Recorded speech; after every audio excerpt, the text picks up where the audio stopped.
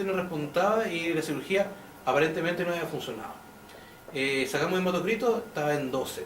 Habíamos entrado con 40 y tanto. Y dijimos, ¿dónde se fue la sangre? Revisamos. Pues había una hemorragia, revisamos los payos. No, tampoco. ¿Dónde mierda? Sangre fantasma, bueno. Estaba de Halloween. ¿Y dónde está? El hematoma, pues. Se fue de subcutáneo y siguió sangrando, piola, gotita a gotita. Y aquí era prácticamente el 20% de su hematocrito estaba metido en subcutáneo. Por lo tanto, nunca subestiman un hematoma. Los hematomas se controlan, se evalúan. De hecho, yo después de eso me acostumbré a marcarlo. ¿Qué significa? Yo pelo entero al paciente. A mí me importó siempre lo que dijera la dueña, yo pelo al paciente entero. Le dejo la pura cabeza así como para decir que tenía pelo. Y yo le marco con plumón, ya, hoy día, tal fecha, esta es la extensión de este hematoma. Al día siguiente, el ingreso de turno, no sabe que está creciendo. Porque es muy difícil decir, no, si está más chico que ayer. Sí, no, está más grande. No, sí. Uno siempre quiere pensar que la cosa sea chica, ¿eh? Te juro. Y te juro que uno sabe hacer eso. Yo mira, pero si estaba más chico. No, mira, ayer lo medí. Ayer estaba en 10, hoy día está en 12. Creció. Chuta. Mira, creció. Y desgraciadamente uno quiere pensar que los pacientes siempre están saliendo bien y eso no es verdad. Muchos pacientes. Yo según su experiencia, así, cuando ven a tomar siempre ya de hoy día, ¿cuánto es? Mucho Cualquier hematoma que crezca en 24 horas, sí, hay que mirarla. Revisa si hay un hematoma de abajo, si el vaso sanguíneo se abrió, si es necesario cerrar y hacer una anastomosis y cerrar ese vaso sanguíneo. Depende del paciente. Por ejemplo, en este caso, el troca que le puse es un G14, un 14 French, que es de 0.25 milímetros de espesor, que es el mismo que ocupan para poner los crisis, pues metido en la femoral. Porque ese es mi canal de trabajo. Ahí yo meto los catéteres. Entonces, evidentemente queda así un hoyo en la femoral. Y el que le dejé haciendo compresión para que hacerle entonces como corresponde, fue poco eficiente. Porque la compresión de la zona de venopresión de un cateterismo, normalmente como mínimo son 30 minutos. 30 minutos con la compresa apretada, antes de sacarlo. Como cuando ustedes se hacen una puncioncita, cuentan como hasta 10 y se acabó, ya, son 30 minutos y sin soltar. Entonces agarran al primer alumno en práctica, ya, 30 minutos ahí. Y evidentemente no entendió la importancia que es estar 30 minutos acalambrado apretando al paciente. No entendió.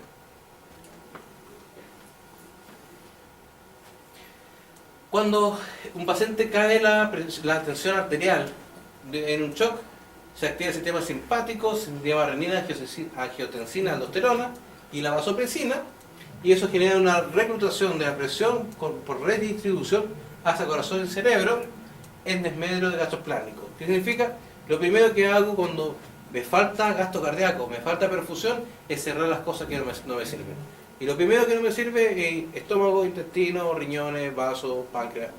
Todo eso fuera de servicio. Chao. Y dejo lo mínimo para que no se muera. ¿Para qué? Para que el flujo vaya a corazón y cerebro. ¿Sí? ¿Qué pasa si esto se mantiene en el tiempo? Las consecuencias isquémicas intestinal, puede haber una pérdida de la barrera gástrica y translocación bacteriana.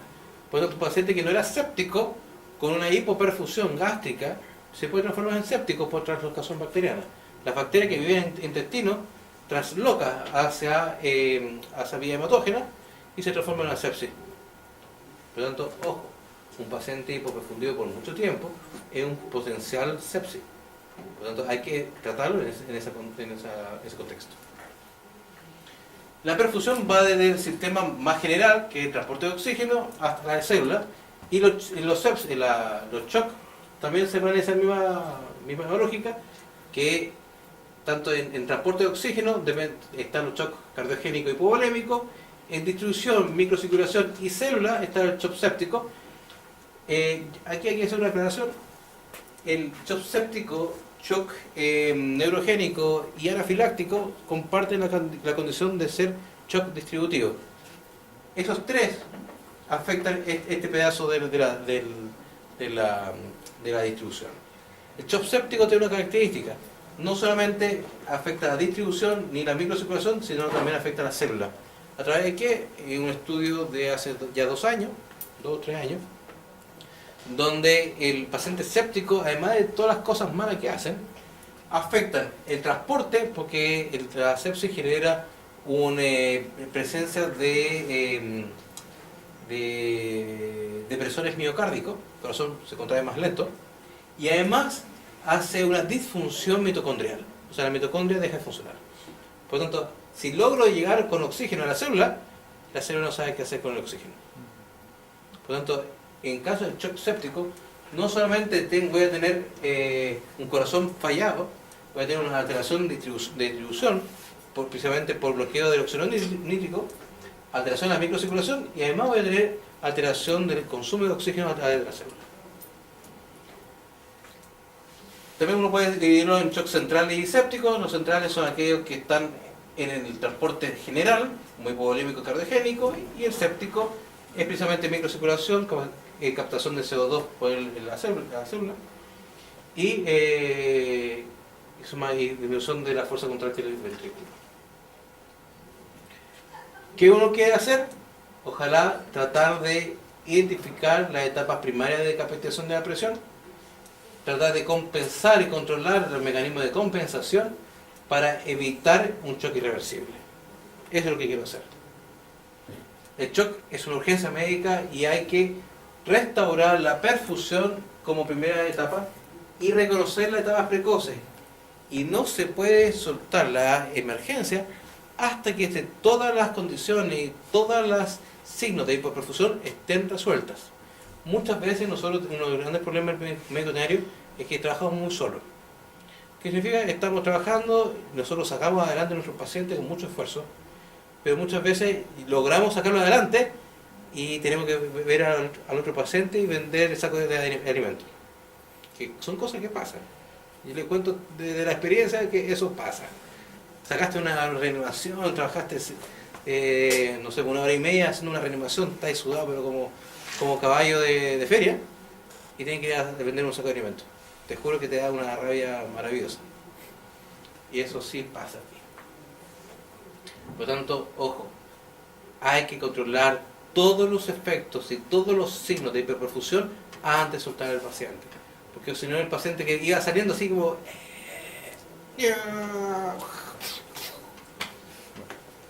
y mal, ¿no? Y te sentís culpable, te juro. Yo me sentí un montón de veces culpable. Ese típico paciente después de turno 24 horas y con la última ATP funciona, ya doctor, te lo paso, estoy muerto, voy a dormir un rato, ni siquiera voy a llegar a la casa, me voy a dormir en el segundo piso, me voy a tirar en el sofá porque estoy muerto, y me dicen, no, 20 minutos después que te fuiste se murió. Estuve 24 horas batallando con las presiones y lo solté, y tú me dices, ¿y si me hubiese quedado yo? Habría sobrevivido y yo no puedo se cosa a constelar. Es horrible, no lo hagan, te lo juro. Si el paciente que se tenga que morir, se va a morir, pero no traten de no cuestionarse si haberse quedado no 24 horas, sino que 72 horas pegado a un paciente, es bueno, porque si no, la verdad, te enfermáis. Sí, siendo súper honesto, es terrible. Porque en caso mío, yo para septiembre, yo hacía turno 76. Entonces hacía 76 horas seguidas, que era horroroso, pero me acostumbré. Llegaba a mi casa, dormía 12 horas seguidas, después entraba otros 76 horas más, y así cubríamos el turno de 18. Pero sí, porque ahí todos los horas extras, feriados, sí, pues es verdad, pues uno también se pone goloso y dice, no, si hago turno, ¿y quién va a salir? Yo voy a salir, ya, yo te hago tu turno y vais juntando turno, y hacemos turnos así, unas cuncunas de turno. Entonces, las 12 horas de aquí, las 12 horas de allá, más las 24 del otro, vais juntando. Pero no es justo para uno ni para el paciente. a veces es mejor tener un gallo con la mente más despejadita, bien descansadito, que un gallo cansado con 800 horas encima. Y es verdad, uno no rinde igual. Aunque uno siente que se la puede, te lo juro. No, yo me acuerdo de haber ido a comprar Red Bull como a pack de 6. Entonces, ¿qué son? No, JP ya. Cuando recién salió la Matrix. Y nada, pues, métele café, Red Bull, Red Bull. Y uno piensa que uno es Superman, te juro. Porque uno salva vidas, de verdad. Porque a veces uno es como súper indirecto. No, es que le di este tratamiento y potencialmente el paciente se habría muerto si hubiese seguido o no. Aquí el paciente que iba casi muerto, lo sacáis del sepulcro y lo sacáis caminando afuera. Y te sentís súper, de verdad. Pero el problema es que te pasa la cuenta. Porque hace muchas horas de turno y la salud no te aguanta. Qué locura. Es verdad. Shock cardiogénico, lo que veo es disminución de gasto cardíaco con tranquilidad y arritmia. Tengo una microcirculación completamente sana. El paciente compensa con el aumento de extracción de oxígeno y si no logro compensar, entra hipoxia y el paciente puede fallecer. Lo mismo pasa en los pacientes que están hipovolémicos, que también hay una disminución de gasto cardíaco, pero no por problemas cardíacos, sino por transporte, puede ser anemia o hipovolemia importante, con una microcirculación sana, se compensa con aumento de el transporte o extracción de oxígeno, y si yo no controlo, el paciente entra en un umbral crítico y entra en hipoxia y muerte. Yo tengo esos pacientes, pero si yo no puedo aumentar el transporte de oxígeno de forma importante, lo que tengo que hacer es disminuir el consumo. Por tanto, ¿qué tengo que hacer? Si tengo fiebre, bajar la fiebre. La fiebre consume ATP. La agitación, el paciente está muy agitado, debo de controlar al paciente. Muchas veces he tenido que terminar anestesiando al paciente, bloqueando con bloqueadores neuromusculares, conectando al ventilador mecánico al paciente, para que el paciente deje de hacer ejercicio. O sea, chiquillos, o sea, cuando tú no tienes cómo llevar más oxígeno, tienes que llevar al paciente a plancha, como uno dice, que es paciente en coma, farmacológico, conectado al ventilador mecánico o una máquina de anestesia, y que el paciente, yo le aporto oxígeno, yo le aporto todo lo que necesita, pero necesito que esta zona de consumo, bajarlo para que logre estabilizarse con el transporte, para darle tiempo para la mejoría del transporte de oxígeno, ya sea aumentando el contenido arterial de oxígeno, con mascarilla, con ventilador mecánico o con transfusiones, y mejorando la fuerza contráctil del ventrículo.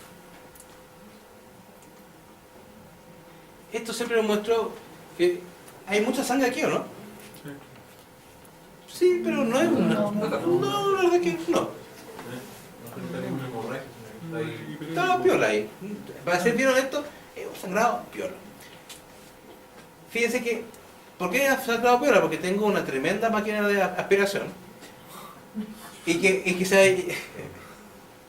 yo sé que, como para cirugía, siempre hice solamente cirugía de emergencia y vascular. Y me acostumbré a dejar la máquina de la bomba de aspiración a la vista. Otros colegas, sobre todo cirujanos, les gustan dejar la bomba de aspiración bien lejos por el sonido. Porque como les gusta poner música y les gusta cantar a los chiquillos, les gusta cantar. Y fíjense que esta acción es de 5 litros. Y más o menos aquí yo calculaba prácticamente 2 litros. Y que tenía al menos un 20% del hematocrito secuestrado en tu máquina. No, si no sangra poco. Sí, pues gotita a gotita de juntando. Efectivamente, cada vez que se sangraba un poquito, el paciente, no, listo, mantenía un campo quirúrgico impecable, bastante apropiado. Pero fíjate que el que se dio cuenta fue el paciente, el anestesista. Que el paciente aumentaba el flujo de oxígeno, aumentaba frecuencia respiratoria y no lograba mejorar saturación. Decía, estoy perdiendo sangre por algún lado, ¿por dónde? Efectivamente, por la máquina.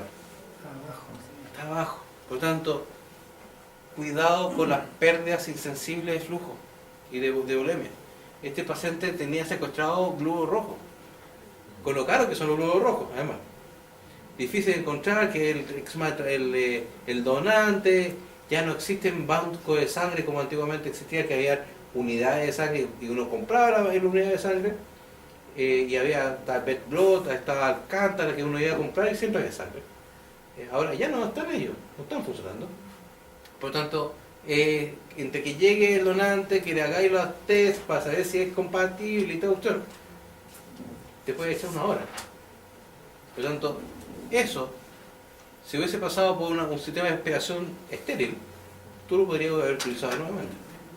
Con una autotransfusión, que es el mejor glóbulo rojo que le puede dar a un paciente, es su propio glóbulo rojo. Por lo tanto, cuidado, no pierdan ni boten el recurso. Sobre todo el recursos que son tan preciados como este. Meteoromecánico, la unidad. Para ir el dermatologista no le da, con el examen no le da idea